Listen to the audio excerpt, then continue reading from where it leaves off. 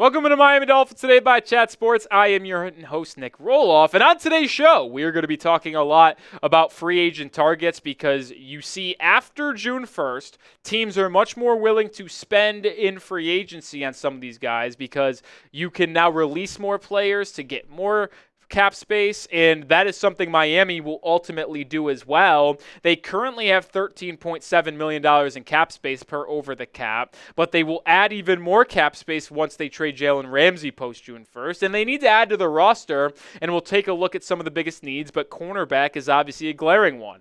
But the reason why I think it's important to talk about this huge salary cap news with Miami after June 1st is they are trading Jalen Ramsey. That is an inevitability. Right? And it's happening after June 1st, and Miami is picking up $9.9 million in cap space because of that in 2025. Like, they will ultimately have $23.6 million in space to go out and sign a player after they trade Ramsey. And if they release Jake Bailey, potentially, that adds another $1.9 million, which now gives you $25.5 million in cap space. Like, you will have the ability to sign not just one, but multiple potential impact free agents in June, in July, before you get into training camp in the preseason. And I'm going to take a look at my top 5 targets for the Fins. But let me say this, and let me get your thoughts down below. Will the Dolphins make a signing post June 1st? It's a guarantee, so I'm typing my Y's, but let me know your thoughts, Y for yes or N for no.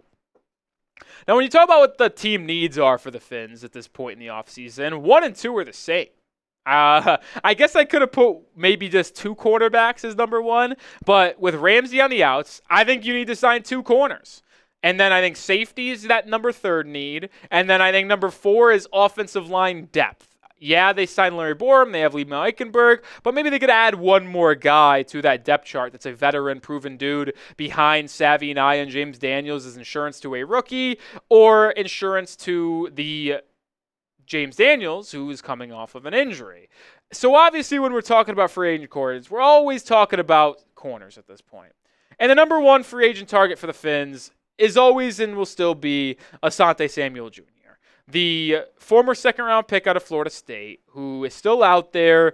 It is also a player that Miami has held interest in and has contacted already since the NFL draft to this point. If you just remember a couple weeks ago, Barry Jackson of the Miami Herald reported on the interest from Miami, saying that in their continued search for veteran cornerback help, the Dolphins have called to inquire about former Fort Lauderdale St. Thomas Aquinas standout and Chargers free agent Asante Samuel Jr.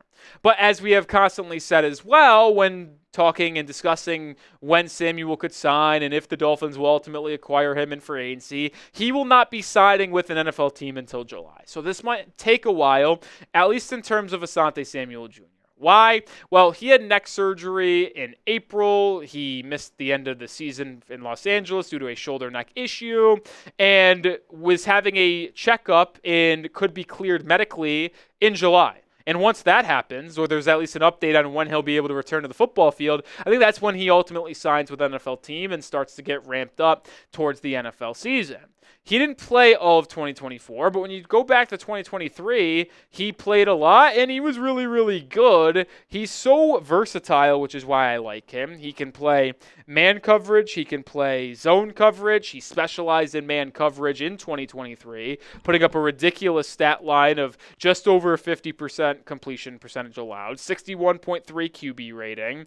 Like, he took the ball away with a pair of INTs. He's just so good. He's 5'10". He's long. He gets on you in jam coverage, but he's also got good closing speed to play zone coverage. Like, there's just so much to like on Asante Samuel Jr., in my opinion. And yeah, there's a lot of injury concern, but it's also a move that Miami at this stage in the offseason and where they are at with their roster, that it's just one they have to make. Yeah, it's a little bit of a risky move, but if you don't make a risky move, you're just going to be stuck in the middle, probably going 7-10 or 9-8. Take the high swing and get high-level play on Asante Samuel Jr. stays healthy. Well, that cornerback play could elevate you to 10-7 with your easier schedule and maybe even 11-6 and in the playoffs. So to me, I'm taking the risk on Asante Samuel Jr. Next up on the target list, Rasul Douglas, the corner that played for the Buffalo Bills over the past year and a half, previously with the Green Bay Packers, among other teams. Corner that we have talked about ad nauseum as well. The three corners we discussed the most this offseason after the draft in terms of signing and free agency, without a doubt, Asante Samuel Jr., Rasul Douglas, Stephon Gilmore. Well, we know this because the Dolphins were very interested in Rasul Douglas. Like, they had him in a visit to Dolphins headquarters. So they had him in their building. They talked to him. They got his medicals. They offered him a contract. And now he didn't accept that contract. And that's kind of where things stand now. Like, Barry did say a week and a half ago that the Dolphins remain in contact with Rasul Douglas. And obviously that other part of rejecting a contract that Chris Grier offered after that visit. But they're keeping in touch with him. He's a top 5 free agent still available at the cornerback position. And since this is such a big need for this Dolphins roster, I wouldn't be shocked if they went out and got Douglas. Yeah, he really struggled in 2024. But I think you could also point to the change in philosophy with that Bills defense. Like, he is a zone corner. He's not good in man. Isn't. And the Bills defense in their cornerback room had an uptick in man coverage from 2023 to 2024. Because when he was traded at the deadline from Green Bay to Buffalo, he was outstanding for the Bills after the deadline. But he struggled last season. But when he was in zone, it's still not great, but it's better, right? Graded out as the 43rd out of 73rd corners in zone. Only allowed 289 yards, 12 yards per catch. Like, yeah, the QB rating wasn't great. Completion percentage wasn't great, but like, you're also not expecting to sign a legit CB1. You're signing a fringe CB2, CB3 guy, and that's where we stand, which is why it's going to be probably a little bit rough in terms of the cornerback room this year, but we'll see. I think Rasul Douglas and Asante Samuel Jr. are the two most likely guys that Grier ultimately signs following June 1st. Make sure you do subscribe, because when Dolphins roster news happens, whether it's a Jalen Ramsey trade, whether it's a signing, we will have you covered, as well as having coverage every single day, 100% for free. Subscribe to the channel for daily content. All right, we're going to stay in the secondary, move over to corner. I still can't believe that Julian Blackman is still out there. But, man, I'm excited in the potential of adding him. If you go back to the perfect free agency plan for the Dolphins, I had Julian Blackman in there. That's how much I like Julian, right? Like, to me, he is such a good coverage guy, and I know he has a little bit of an issue tackling, had a 14% missed tackle rate last season. He's a ball-hawking safety. And I think if you add him to this room, I talked about in a video earlier this week of a potential situation where Miami ultimately has a 5-man starting lineup in the secondary that consists of 3 safeties and only 2 corners. Well, if that's a situation that occurs, maybe Blackman is that guy, because he can play coverage in the nickel. He can play as a free safety. Like, he's good. I like Julian Blackman, man. He's one of the better coverage safeties out there.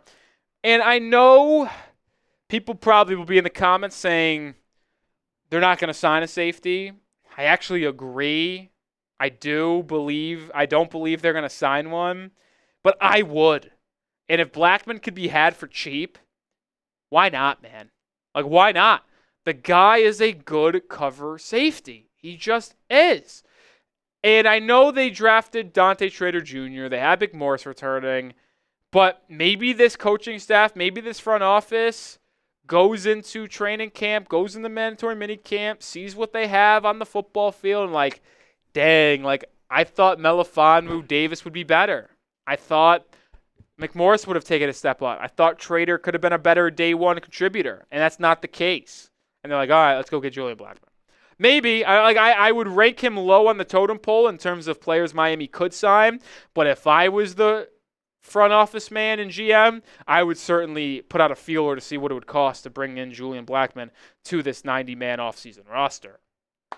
We're going to round out with 2 more free agent targets here in a second, but take advantage of this Dolphins hoodie being on clearance More than 50% off right now. Chatsports.com/Dolphin sale. Links in the description and comments of today's video. Take advantage right now. It's usually like $65. Right now it's on sale for like 32. Just absolutely ridiculous. Take advantage. Get yours today. Chatsports.com/Dolphin sale. All right, I mentioned that interior offensive line depth could be another position Miami wants to go to in terms of signing a free agent. Well, how about good old friend Isaiah Wynn, who's been with the roster the last 2 years? Obviously was signed before the 2023 season to be a starting guard, was the starting guard prior to getting injured, and then rehabbed for most of the 2024 season, came off IR with like 4 or 5 weeks left to go, got about 100 snaps over the final 3 weeks of the season for Miami. I wouldn't hate adding him back to this roster. I mentioned it. Played 103 snaps last year. Was he great? No, not at all. But he is a player that is very versatile, a Swiss Army knife on the O-line, can play 4 different positions, and has an understanding of the Mike McDaniel offensive scheme.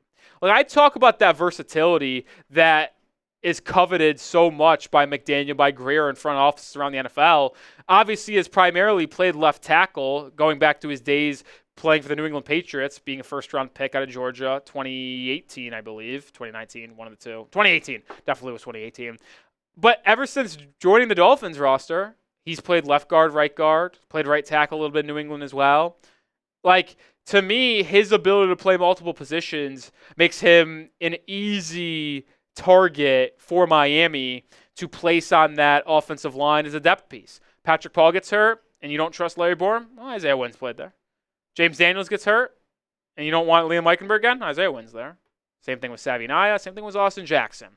Like, I think it is a very important thing as an offensive lineman to have the ability to play multiple spots, but also as an athletic offensive guard, because Isaiah Wynn is athletic.